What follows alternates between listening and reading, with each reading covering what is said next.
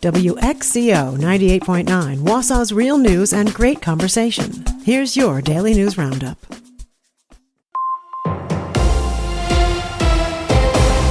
For WXCO News, I'm Isabella Nieto. Democratic candidate for governor Missy Hughes says her connection to rural Wisconsin is central to her campaign. In an appearance on the WXCO Morning Show on Tuesday, Hughes says she is not coming from a traditional political background. I have never run for office before. I'm not a career politician. Hughes is the former head of the Wisconsin Economic Development Corporation. She was appointed to that post in 2019 by Governor Evers and stepped down last September to run for governor. But before that, Hughes served for nearly 2 decades as an executive at Organic Valley, a farmer-owned dairy cooperative. She said her time there shaped how she understands rural communities. And really worked every day at the cooperative to make sure that farmers could stay on their farms and pass those farms on to the next generation. On renewable energy projects in rural areas, Hughes said local voices, especially farmers, must lead the discussion. She also says assumptions about rural opposition don't always reflect reality. In a tough agricultural market, in an economy where Donald Trump is taking away markets for soybeans, for tariffs and things like that, farmers might be looking for options to find different ways to utilize their land, and they might be able to utilize their land both for farming and for renewable energy. She also says as she has traveled around Wisconsin, she's hearing from rural communities that feel isolated from the rest of the state.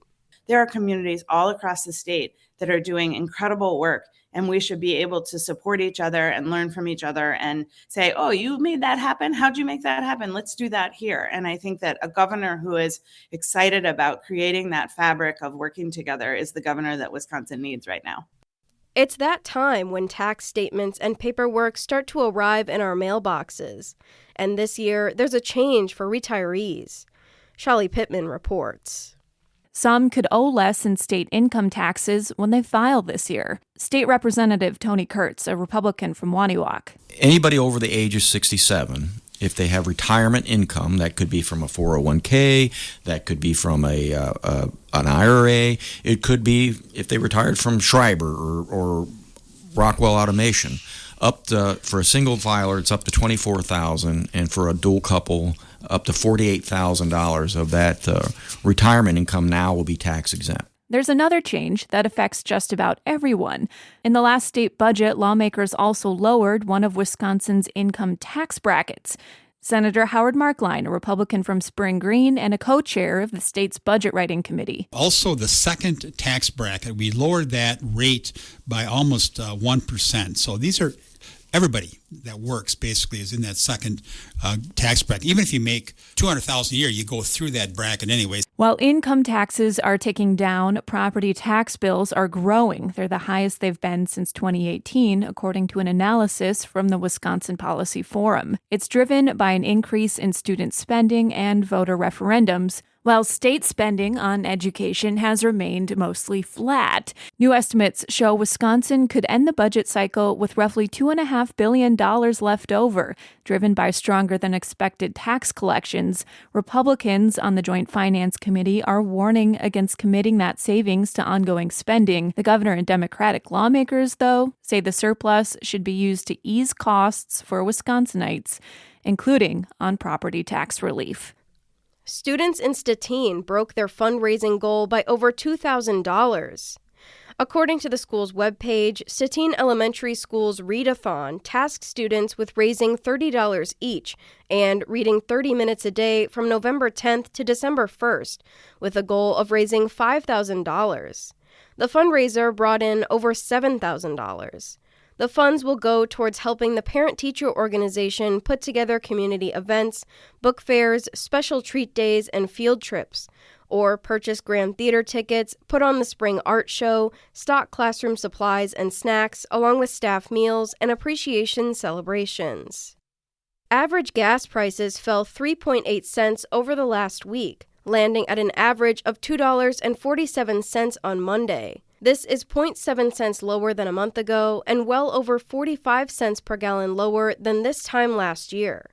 Prices at gas stations across the state differ by as much as 81 cents per gallon, with the lowest being $2.18 and the highest at $2.99. In the weeks ahead, we could see localized discounts as winter fuel is cleared after large inventory increases in recent weeks. You can help protect Wisconsin waters by reducing your winter salt use. Although salt keeps roads safer during the winter, harmful chlorides from salt get into lakes, streams, and groundwater. Increased salt levels in the water can corrode bridges, roads, and other infrastructure. Road salt can also harm pets, causing irritated paws or other health concerns if ingested. The Wisconsin DNR recommends avoiding oversalting, switching to sand or other ice melters for lower temperatures, and shoveling walkways and other areas before the snow turns to ice. I'm Isabella Nieto for WXCO News. It's the Bucks and the Thunder. Hi, I'm Mike Clemens with sports. NBA, Bucks basketball tonight. They'll face off against the Oklahoma City Thunder at Fiserv Forum. Milwaukee with a record of 18-24. At 36-8, the Thunder right now have the best record in the NBA. College hoops, the Badgers at Penn State tomorrow night. Greg Gard asked how John Blackwell has adjusted to Nick Boyd on the roster since he transferred from San Diego State last spring. I think he's handled it well. It's definitely was an adjustment period. I think we're past that. I think we're over that hump. I think that's anytime you have new players on the roster, there's going to be an adjustment period and understanding how important the other is and both keeping their aggressiveness and functioning together. So, 45 days ago, I would have said that we're not in sync with each other. Now I think I've seen a lot of really good play on the floor from both of them. That's Wisconsin head coach Greg Gard. With sports, I'm Mike Clemens. It is going to be cloudy with a little light snow this afternoon. We'll get to around 17 for a high. Snow won't be much, around a half inch or so of accumulation, but enough to get things slick. Tonight, mostly cloudy, 2 below. Tomorrow, sunshine, early high of 6 with falling temperatures in the afternoon.